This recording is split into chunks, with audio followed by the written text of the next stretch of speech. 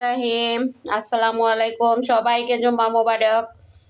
দেখেন বন্ধুরা, আপনারা সবাই কেমন আছেন? আশা করি অনেক অনেক ভালো আছেন। আলহামদুলিল্লাহ আমিও ভালো আছি, আবার ভালো নাই তার কারণ আজকে পবিত্র শুক্রবার, একটু হাজবেন্ড বাসায় একটু বেশি বেশি রান্না করব, তারে মন মতো খাওয়াবো।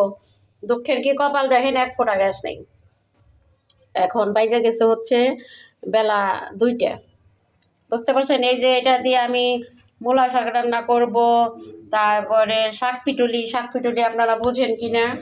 আমি এই যে এই মাছ দিয়ে এটা, তারপরে হচ্ছে এই যে চালের গুঁড়ি, হ্যাঁ, এটা যে ভিজিয়ে রাখছি, মেরিনেট করে রাখছি সব কিছু দিয়ে, মশলা দিয়ে, এটা দিয়ে একটা আইটেম করব শাক পিটুলি, আর একটা করব শাক। তারপরে এই যে দেখেন মাংস মেরিনেট করে রাখছি, মুরগির মাংস, এইটা ভুনা করব। এই যে পেঁয়াজ, গরম মশলা, আলু, একটু আলু দিছি, মানে এটা ভুনা করব সেই জন্য একটু দিছি। বাচ্চারা বেশি রান্না করলে খাইতে চায় না, আর মুরগির মাংস দেখা যায় কি বেশি চাল পড়লে আর খাওয়া যায় না, ওইটা খাওয়া অসম্ভব হয়ে যায়। তারপরে এই যে দেখেন শুটকি মাছ দিয়া, তারপরে ঈদ দিয়ে রান্না করব।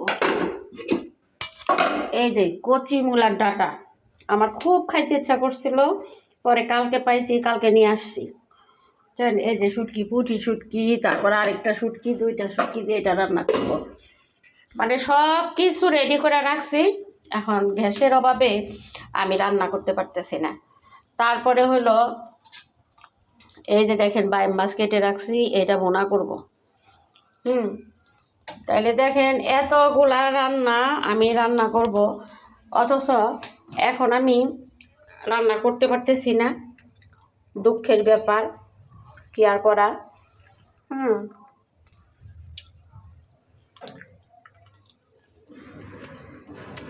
আর কখন গ্যাস আসবে না আসবে তার কোনো কিন্তু ঠিক ঠিকানা নেই, কিন্তু কি করব বলেন, কিচ্ছু করার নেই। দুঃখের কি কপাল, দেখেন যে এত আয়োজন করার পরেও আমি রান্না করতে পারতেছি না গ্যাসের অভাবে। এখন আমি এই যে রাইস কুকারে বেগুন আলু সিদ্ধ দিয়ে ভাত বসাইয়ে দিয়েছি, এখন কিছু করার নাই। হয়তো বা দুপুরে আমার খাওয়া আজকে এটা দিয়েই হবে, ভর্তা দিয়ে, কারণ গ্যাস আসলে রান্না করব, আর গ্যাস না আসলে এই আলু বেগুন ভর্তা দিয়েই ভাত খাইতে হবে, কিচ্ছু করার নেই। তো এই হলো আমাদের সোনার বাংলাদেশ। বাংলাদেশে গ্যাস উৎপাদন হয়, অথচ আমরা গ্যাস পাই না, অথচ গ্যাস মানে অন্য দেশ পায়, বাট আমরা পাই না। আমরা গ্যাসের অভাবে রান্না করে খেতে পারি না। এর চেয়ে দুঃখের কিছু, কষ্টের কিছু আর নাই, বুঝতে পারছেন? তো এই যে ভাতটা বসিয়ে দিছি, ভাত পানি গরম হয়েছে। এখন মানে বিকল্প রাস্তা এইটাই যে যদি গ্যাস না আসে তাহলে কি না খেয়ে থাকবে বলেন? 2টা বেজে গেছে, একটা কিছু তো খাইতে হবে। যার কারণে বিকল্প এটা করলাম। এই হলো মেয়েদের বুদ্ধি। বারবার এই যে গ্যাস চেক করতেছি, এই যে দেখেন এই যে আগুন জ্বলে না,